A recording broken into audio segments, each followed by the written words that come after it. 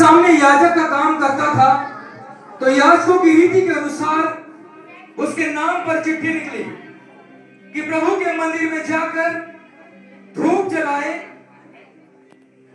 जकरिया मंदिर में धूप जलाने के समय लोगों की सारी मंडली बाहर प्रार्थना कर रहे थे। उसी समय प्रभु के एक स्वर्गदूत धूप की वेदी की दाहिनी ओर खड़ा हुआ उसको दिखाई दिया। जकरिया यह देखकर घबराया और इस पर बड़ा भय छा गया।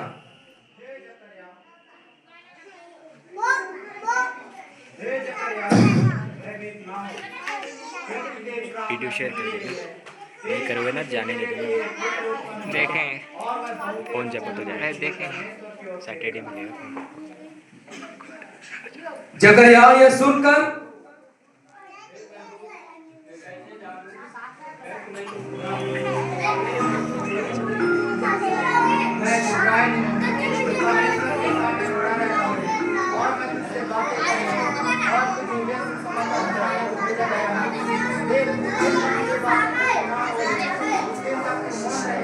और बोल ना सकेगा, क्योंकि तूने मेरी बातों की जो अपने समय पर पूरी होगी प्रतीत ना की। स्वर्गदूत यह बोलकर जकरिया के सामने से निकल जाता है और जकरिया जो स्वर्गदूत ने कहा था उस बात के कारण से वह ना तो बोल सका और ना ही किसी के सामने इस बात को बता सका। जो स्वर्गदूत जकरिया के पास भेजा गया था, उसके 6वें महीने में पुनः परमेश्वर की ओर से जिब्राइल स्वर्गदूत नासरत नगर में कुंवारी मरियम के पास भेजा गया, जिसकी मंगनी यूसुफ से हुई थी।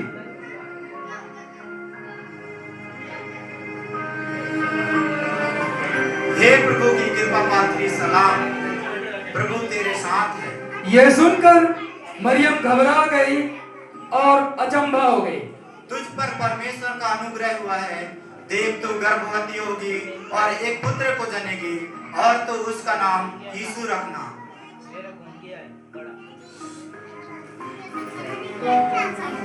ये कैसे हो सकता है? मैं तो अभी कुमारी हूँ। यह सब कुछ परमेश्वर की ओर से होगा, क्योंकि जो वचन परमेश्वर की ओर से होता है वह प्रभावित नहीं होता।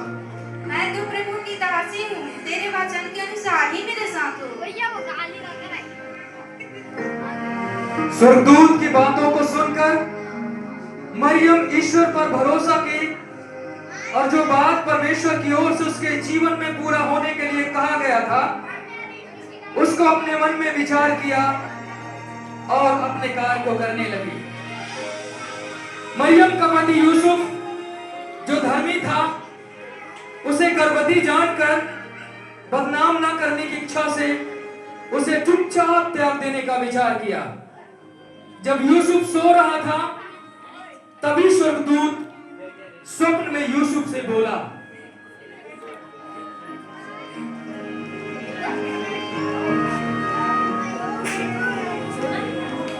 हे यूसुफ, तू मरियम को अपनी पत्नी बनाने से मत डर, क्योंकि जो उसके गर्भ में है वह परमेश्वर की ओर से है।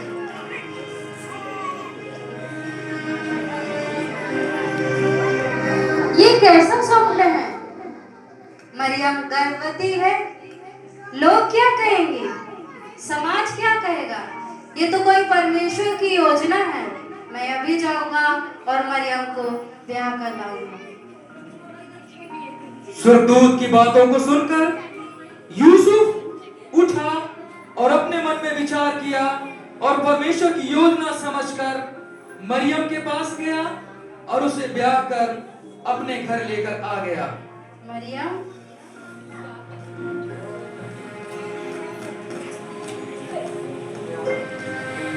हेरोदेस राजा के दिनों में जब यहूदिया के बैतलहम में यीशु का जन्म हुआ, तो पूर्व से कई जोतषी यरूशलेम में आकर पूछने लगे, यहूदियों का राजा जिसका जन्म हुआ है कहाँ है? क्योंकि हमने पूर्व में उसका तारा देखा है और हम उसे दंडवत करने आए हैं। यह सुनकर हेरोदेस और सारा यरूशलेम घबरा गया।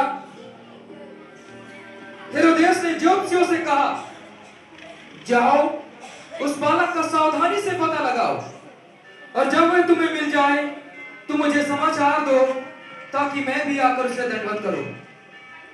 ज्योतिषी लोग राजा की बात को सुनकर चले गए, और जो तारा उन्होंने पूरब में देखा था वह उनके आगे आगे चला, और जहां बालक यीशु था उस जगह के ऊपर पहुंचकर ठहर गया।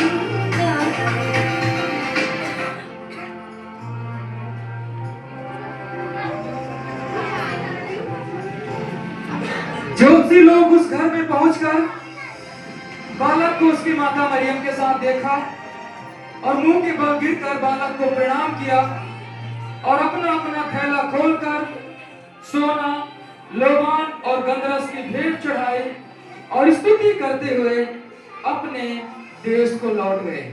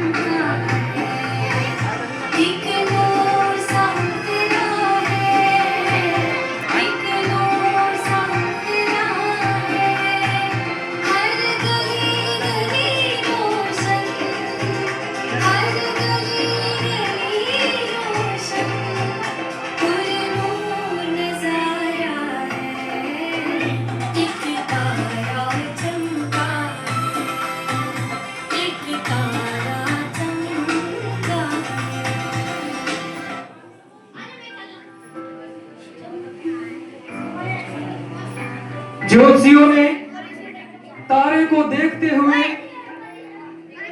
उस बालक को मरियम और यूसुफ के साथ देख करके आनंदित हुए, और उस आनंद के साथ अपने अपने देश को लौट गए कि एक उद्धारकर्ता जिसके बारे में व्यवस्था में कहा गया था वो पूरा हुआ है। उसी प्रदेश में कुछ चरवाहे थे जो रात के समय मैदान में रहकर अपने झुंड की रखवाली कर रहे थे। अचानक एक स्वर्गदूत उनके बीच प्रकट हुआ और वे सब भयभीत हो गए। वह क्या है? वह कैसा अद्भुत है? इसका तेज तो बहुत है, इससे तो हम भस्म हो जाएंगे। वह तो हमारी तरफ आ रहा है, बचो भाइयों। हे गरणियों, डरो मत, मैं तुम्हें बड़े आनंद का सुसमाचार सुनाता हूँ जो सबके लिए होगा। आज बेथलेहम में तुम्हारे लिए एक उद्धारकर्ता जन्मा है, और यही मसीह प्रभु है। इसका चिन्ह यह है कि तुम एक बालक को कपड़े से लिपटा और चरनी में पड़ा पाओगे। स्वर्गदूत इस बातों को बोलने के द्वारा गणरीय उस पर मना नहीं कर रहे थे। तभी स्वर्गदूतों का एक बड़ा झुंड परमेश्वर की स्तुति करते हुए उनको दिखाई दिए।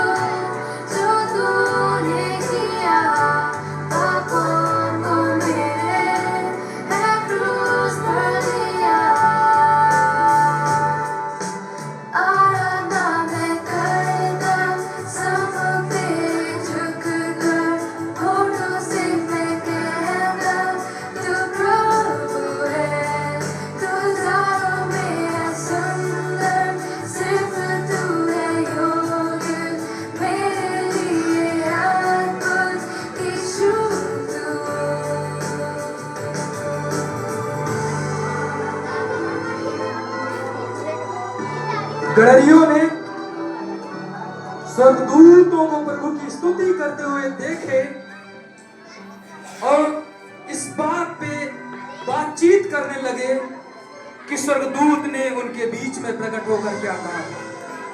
सुना आप लोगों ने स्वर्गदूत ने क्या कहा? हाँ हाँ हाँ, बैतलहम में एक उद्धार करता जन्मा है, वही प्रभु मसीह है।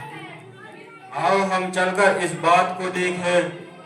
चलो चलो हम चलो चलो।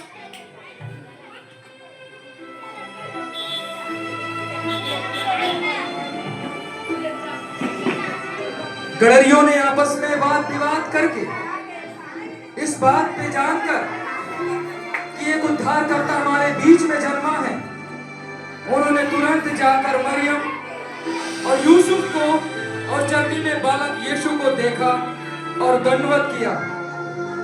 जैसा उनसे कहा गया था वैसा ही सब सुनकर और देखकर वे परमेश्वर की महिमा और स्तुति करते हुए प्रभु की बड़ाई करने लगे।